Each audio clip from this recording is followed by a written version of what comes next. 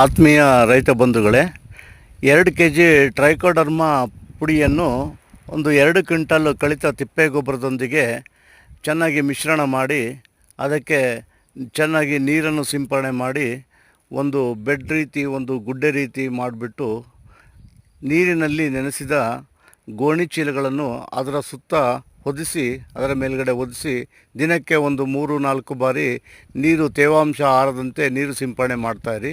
1 ತಿಂಗಳ ನಂತರ ಅದು ಮಿಶ್ರಣ ಮಾಡಿದ ಈ ಕೊಟ್ಟಿಗೆ ಗೊಬ್ಬರವನ್ನು ಸುಮಾರು 2 ಟನ್ ಕೊಟ್ಟಿಗೆ ಗೊಬ್ಬರ ಜೊತೆ ಮಿಶ್ರಣ ಮಾಡಿ ವಿವಿಧ ತರಕಾರಿ ಬೆಳೆಗಳಿಗೆ, ಹಣ್ಣಿನ ಬೆಳೆ, ಹೂವಿನ ಬೆಳೆ ಹಾಗೂ ಇತರ ಬೆಳೆಗಳಾದ ಶೇಂಗಾ, ತೊಗರಿ, ಹುರುಳಿ ಕೊಟ್ಟಾಗ ಹಲವಾರು ಶಿಲೀಂಧ್ರ ರೋಗಗಳನ್ನು ನಾವು ಮುನ್ನೆಚ್ಚರಿಕೆಯಿಂದಲೇ ತಡೆಯಬಹುದು. ಇದರಿಂದ ಭಾಳಷ್ಟು ರೋಗ ಬಾಧೆಗೆ ಒಳಗಾಗದೆ, ಶಿಲೀಂಧ್ರ ರೋಗ ಬಾಧೆಗೆ ಒಳಗಾಗದೆ ಆದಷ್ಟು ಹೆಚ್ಚಿನ ಇಳುವರಿ ಪಡೆಯಲು ಅನುಕೂಲವಾಗುತ್ತದೆ.